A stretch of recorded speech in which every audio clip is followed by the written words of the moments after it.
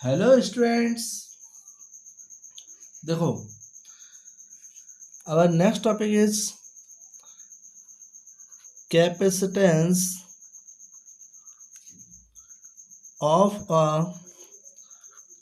parallel plate capacitor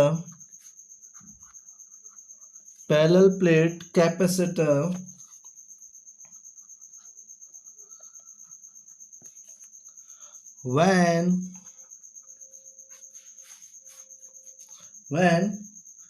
partially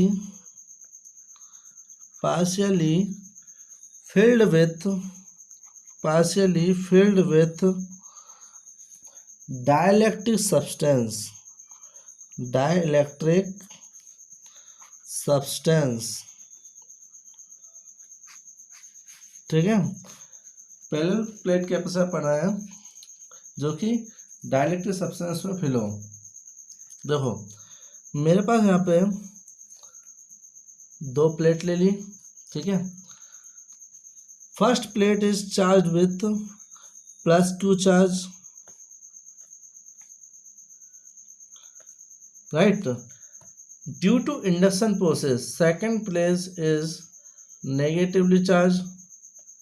the outer area of the second plate is connected to earth. You know very well, parallel plate capacitor में पढ़ा था आपने, ठीक है। अब है ना, वो भी डेरिवेशन किया था, ये भी कर रहे हैं, तो बस इसमें ये डिफरेंस है कि मैंने इसके मिडिल में डाइलेक्ट्रिक सब्सटेंस, ठीक है, डाइलेक्ट्रिक सब्सटेंस को पुट कर दिया है, ठीक है।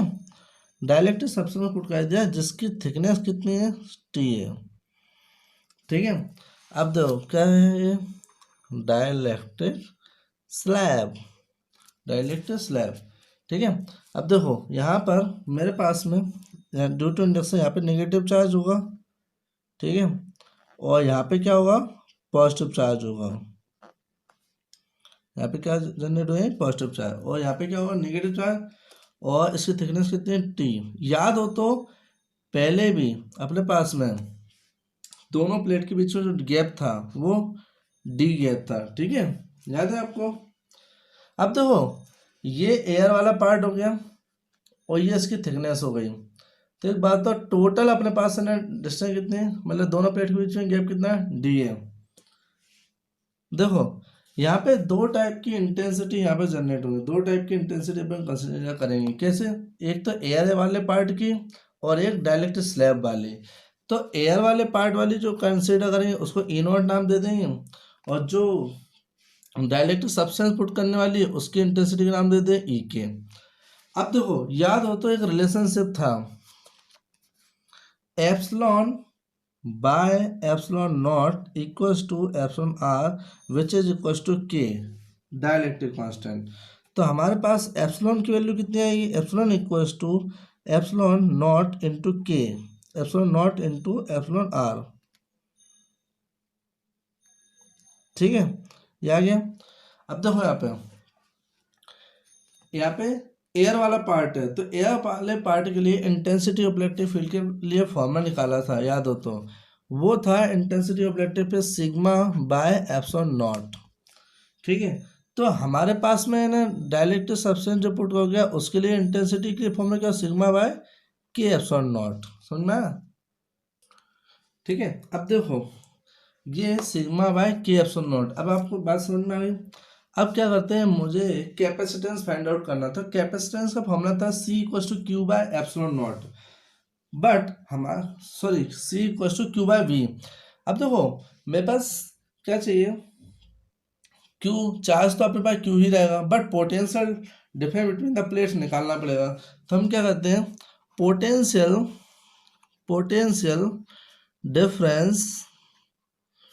Difference between plates will be, potential difference निकालते हैं, ठीक है। देखो यहाँ पे मेरे पास पोटेंशियल निकालना है, तो एक बात बताओ, एयर वाले के लिए पोटेंशियल का फॉर्मूला क्या होता है, E इंटू डिस्टेंस, ये था V=E इंटू D। तो मेरे पास है ना एयर के लिए क्या हुआ, E0 इंटू ये तो इंटेंसिटी हो गई एयर के लिए, और गैप कितना है, डी में से टी हटा दोगे तो बचा हुआ पार्ट आया, तो यहाँ पे क्या मिलेगा, डी माइनस टी प्लस यहाँ पे अब ये वाला है, इसके लिए इंटेंसिटी कितनी कंसिडर की है, ई के, और उसकी थिकनेस कितनी है, टी, तो मैंने ये ले लिया। कोई प्रॉब्लम वाली बात है क्या, नहीं। तो v equals to E naught means sigma Y epsilon naught D minus T, है ना, plus E K into T, that means we get equals to, clear है, इसमें तो और कुछ चेंज करना ही नहीं है, ठीक है, देखेंगे बाद में। अब देखो ये पोटेंशियल आ गया, अब ई के, एक मिनट, ई के की वैल्यू भी पुटअप करना थी ना, तो देखो इसको आगे बढ़ाएंगे, sigma by epsilon naught D minus T plus E के means sigma by K epsilon naught, मुझे एक बार में वैल्यू पुटअप करनी थी, अलग अलग नहीं करनी, तो मतलब यही आएगा इसके बाद, ठीक है, डायरेक्टली। अब क्या होता है, but you know very well sigma क्या होता है, क्यू बाय ए, तो हमारे पास वी का नया फॉर्मूला आ जाएगा, Q by A epsilon naught D minus T plus sigma equals to Q by K A epsilon naught into T, ठीक है, ये थिकनेस हो गई। अब उसके बाद आता है पोटेंशियल, पोटेंशियल कैसे आएगा, इसमें से क्या करो, कॉमन क्या निकालना है, Q by A epsilon naught, तो अंदर क्या बचेगा, D minus T plus T by K, ठीक है। देखो क्या बचा यहाँ पे, Q by A epsilon naught निकाल लिया, तो अंदर बचेगा D minus T plus Q by A epsilon naught गया बाहर, ठीक है, तो आपके पास बचा टी बाय के। अब देखो एक काम कर सकते हैं, V equals to Q by A epsilon naught D as it is है, माइनस इन दोनों में से मैं टी कॉमन निकाल लेता हूँ, तो टी कॉमन निकाला तो यहाँ पे बचेगा 1 माइनस 1 अपॉन के, ठीक है, 1 माइनस 1 अपॉन के, ये आ गया v का फॉर्मूला, ठीक है। अब है ना v फाइंड आउट हो गया, तो इसका मतलब अब मुझे कैपेसिटेंस चाहिए, तो कैपेसिटेंस चाहिए तो एक काम करना, by the definition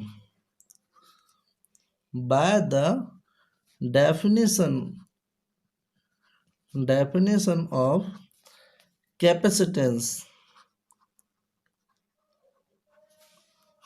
by the definition of capacitance, C equals to Q by V, C equals to Q by V, V की वैल्यू कितनी है, V की वैल्यू है Q by A epsilon naught D minus T 1 minus 1 by K, ठीक है, ये हो गया।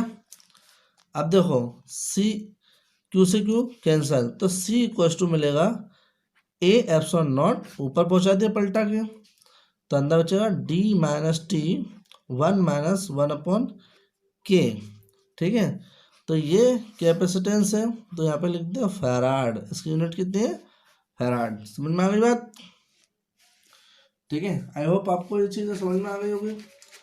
अब आता है केस, जैसे केसेस क्या क्या है, क्या पहला केस है, ये तो अपन ने फॉर्मूला निकाल लिया,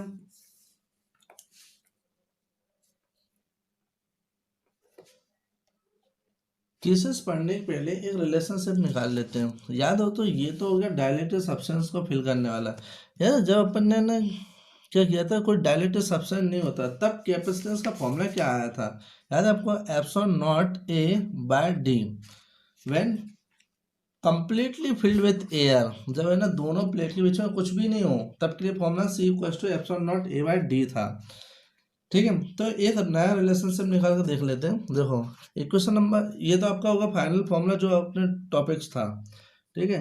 अब एक्स्ट्रा में कर लेते हो कुछ, देखो इक्वेशन 1 दे दो, इसको इक्वेशन नंबर 2 नाम दे दो, एक काम करते हैं, इक्वेशन फर्स्ट को डिवाइड कर दो 2 से, तो मेरे पास C by C not equals to, यहाँ पे देखो एप्सिलॉन नॉट ए से एप्सिलॉन नॉट ए तो कैंसिल हो जाएगा, मेरे पास बचेगा क्या, है ना, बचेगा क्या यहाँ पे, केवल देखो 1 upon D minus T 1 minus 1 upon के, है ना, और डिवाइडेड 1 अपॉन डी, ये बचेगा, ठीक है, आगे बात समझ में। केवल एप्सिलॉन नॉट से एप्सिलॉन नॉट कैंसिल हो जाएगा और यहाँ पे ये बचेगा। अब दो C by C epsilon naught D को ऊपर पहुंचा दो तो अंदर बचेगा डी माइनस टी 1 - 1/k। ठीक है, ये एक रिलेशनशिप आ गया है ना। अब देखो यहाँ पे बोला है कि पहला केस अपन क्या कर सकते हैं, बताओ, दिमाग लगाओ। केस नंबर 1 कंसिडर करें। फर्स्ट केस तो आपको दिमाग में यही आना चाहिए कि सर एक काम कर सकते हैं ना, कि जो डायलेक्ट्रिक सब्सटेंस अपने ना पार्सली फिल्ड कर रहा है उसको फुल्ली फिल्ड कर दो। क्या कर दो? फुल्ली फिल्ड कर दो। If T equals to D, समझ में आया? मतलब जो अपने पास डिस्टेंस है पूरा उससे फिल कर दो। अगर मैंने ऐसा किया तो मेरे पास ध्यान से देखना C by C not equals to D by, देखो डी माइनस, क्या करते हैं इसको, D minus D minus D by K. देखो मैंने क्या कर दिया, यहाँ पे टी का मल्टीप्लाई कर दिया अंदर, या फिर यहाँ पे टी की जगह पे डी पुट कर दिया तो डी माइनस डी, डी से डी कैंसिल हो जाएगा और यहाँ पे क्या मिलेगा प्लस का डी बाय के। ठीक है, अब देखो C by C not equals to D by K, तो डेट मीन्स इससे क्या होगा कैंसिल, तो सी इक्वल्स टू मुझे मिलेगा C by C not equals to K. तो इसका मतलब ये है जो कैपेसिटेंस है वो और एयर वाले कैपेसिटेंस के टाइम्स हो जाएगा। मतलब जो कैपेसिटेंस है डायलेक्ट्रिक सब्सटेंस जब पुट कर देते हैं तो जो अपने पास एयर में जो कैपेसिटेंस आता है उसमें केवल डायलेक्ट्रिक सब्सटेंस का मल्टीप्लाई कर दो, मतलब के टाइम्स होता है एयर वाले कैपेसिटेंस के। इसका मतलब हमारे पास न्यूमेरिकल जब भी आएगा ना तो ये याद रखना कि हमारे पास पार्सली फिल्ड अगर डायलेक्ट्रिक सब्सटेंस है या फुल्ली फिल्ड है, फुल्ली फिल्ड के टाइम पे, सॉरी ठीक है, फुल्ली फिल्ड के टाइम पे के टाइम्स रहता है ओरिजिनल के। ठीक है, C equals to C not into K times of the capacitance when there is only air. ठीक है, ये हो गया पहला केस। अब सेकंड केस कैसा आ सकता है, ये समझ में आ गया, C equals to C naught, ये रिलेशनशिप आ गया। अब देखो अगर सेकंड केस आ गया कि अगर आपके पास में जो डायलेक्ट्रिक सब्सटेंस है अगर उसकी थिकनेस हाफ कर दो, ठीक है, मतलब कितने डिस्टेंस, मतलब गैप कितना, गैप का आधा में फेल है, तो क्या होगा, तो कुछ भी नहीं करना, आप लोग ड्राइव करोगे तो मेरे पास हमें क्या मिलेगा, फाइनली सॉल्व करने के बाद देखो यहाँ पे क्या मिलेगा, D by D minus D by two, यहाँ पे प्लस डी बाय टू के। यहाँ पे देखो क्या मिलेगा, C equals to D by two plus D by two K. अब रुकना जरा और डिटेल में बता रहा हूँ मैं, देखो सुना ध्यान से। ये मेरे पास थे step, C equals to D by, देखो ये मैंने काट देता हूँ ऐसे ना, देखो ये डी में से डी बाय टू जाएगा, कितना बचेगा डी बाय टू प्लस ये डी बाय टू के है। ठीक है, अब देखो यहाँ पे C equals to D by SM कितना आएगा, डी बाय टू आएगा, अंदर कितना बचेगा 1+1/k, तो डी से डी कैंसिल हो जाएगा, तो सी इक्वल्स टू 2 पर पहुँच जाएगा, नीचे एलसीएम लोगे तो k+1 में k, that means C equals to 2k/k+1। तो ये आ गया जब अपन हाफ फील्ड करेंगे, समझे। और एक और चीज बीच में,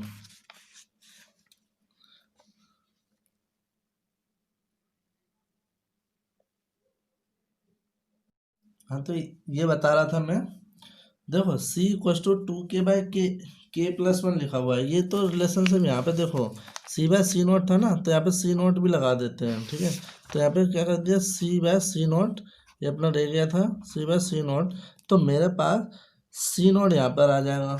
इसका मतलब अगर आपके पास एयर वाला कैपेसिटेंस पता है और डायलेक्ट्रिक कांस्टेंट की वैल्यू पता है तो आप डायरेक्ट पुट करोगे तो वो कैपेसिटेंस पता चल जाएगा जब अपने पास में डायरेक्ट सब्सटेंस पुट है, तब क्या कैपेसिटेंस निकाल सकते हैं अगर डायरेक्ट आपको पता है, तो ये शॉर्टकट फॉर्मूले है आपको यूज़ करने के लिए।